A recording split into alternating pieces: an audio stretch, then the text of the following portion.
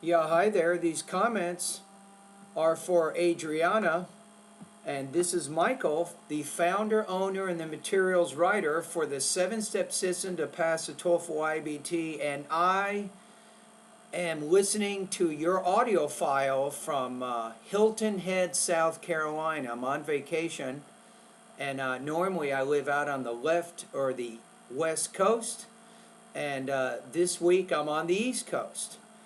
So let's take a look at your file. Now, if I remember correctly, you're working on intonation, and this is a very important exercise because you're trying to take all the different aspects of intonation that you learned, and you completed a recording file so that I can listen and evaluate your intonation of American English. All right, here we go. Intonation Part 5, Lesson 4. I would like some coffee.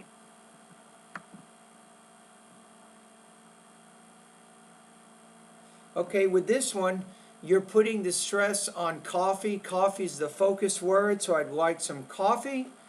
And then maybe right when you get to the end of the sentence, the tone drops a little bit. I think you're doing pretty good on that. Okay, let's listen to the next one. Do you know if she's going to the party? Okay, good. So yes, no questions. The tone needs to rise at the end, which I think you're doing.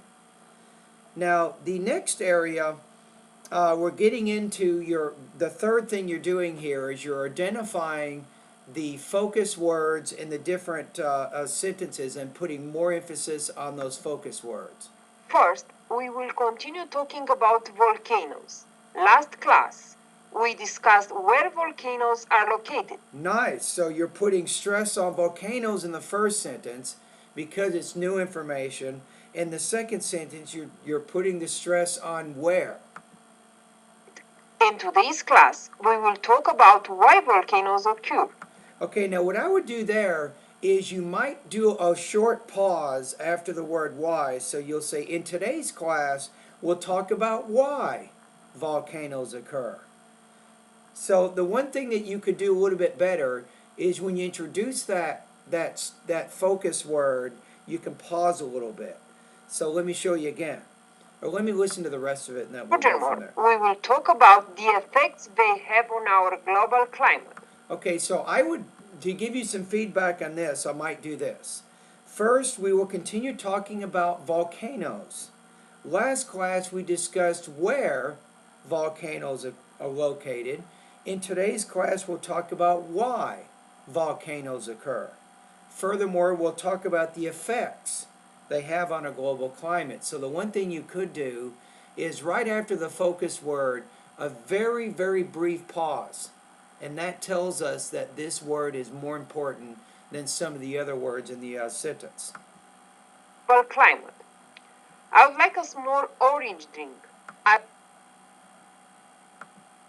I would like a small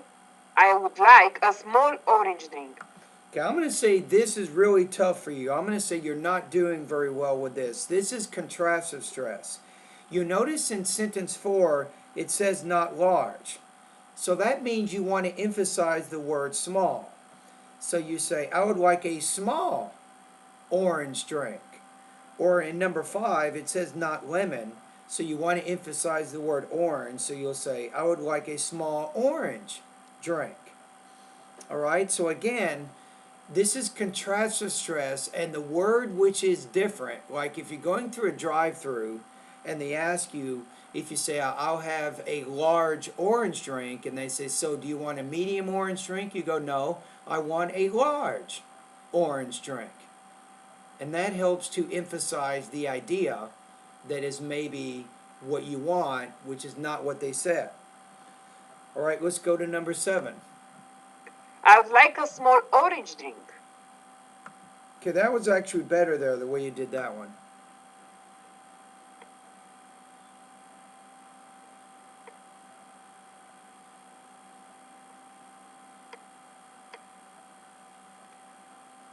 We will not leave at 2:30. We will leave at 3:30. Okay, the emphasis here is not the word 30, but the word 2 or 3.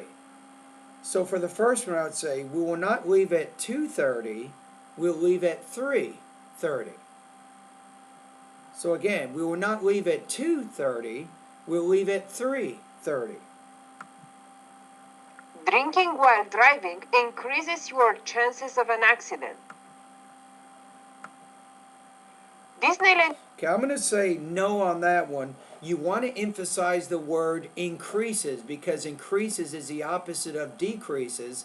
So you want to make that word longer, louder, clearer, and higher pitch. So I would say drinking while driving increases your chances of an accident. Again, drinking while driving increases, not decreases your chance of an accident. Disneyland is a fun place to visit. You are right, it is a fun place to visit. So again, I would probably say this with this one. Emphasize the word is. So Disneyland is a fun place to visit. Second speaker says, you're right. It is. It is a fun place to visit. And that's how you show you show strong agreement. The football game is on Friday. When? Okay, I think you got it. So when you say when, but not when, but when you say when, you're saying, is it in the evening that day? So you're focusing on that specific day. The football game is on Friday. When? Nice. That's very difficult to do, but you did it. So in the second one, you're still clarifying exactly what day it was. So in that case, it's when? Perfect. Most people could not do that the way that you did that. Very nice.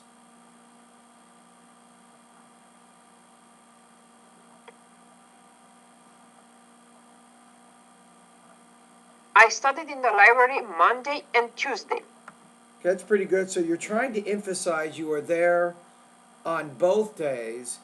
So you would say something like, I studied in the library Monday and Tuesday.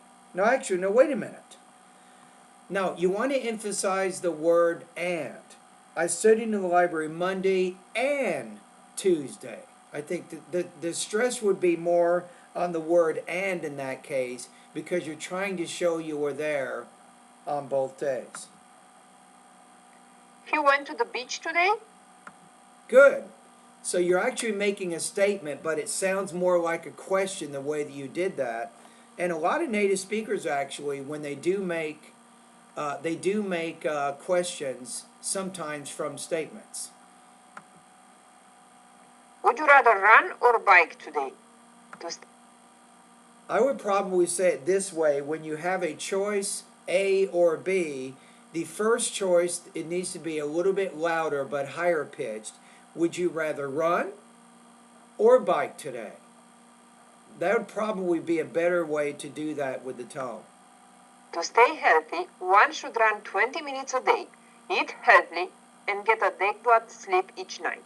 Okay, your tone's good. You had trouble with the word adequate. And get adequate sleep each night. That's what I would say there. She scored a 580 on the TOEFL. She scored a 580 on the TOEFL?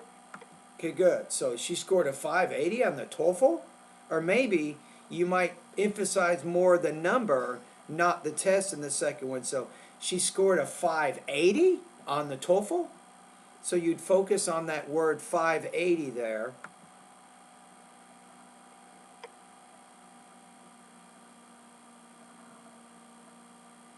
Did Larry pay Pat?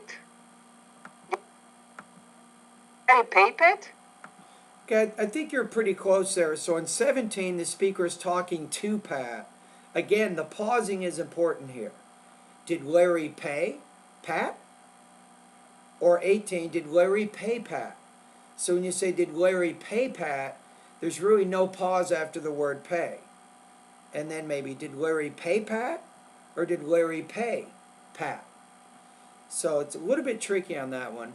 I'm going to say that you're actually doing pretty well here. I'm going to say you're probably 75 to 80% of the way there with your tone. This is extremely difficult. I know that you practice really hard, and you did a pretty good job on this.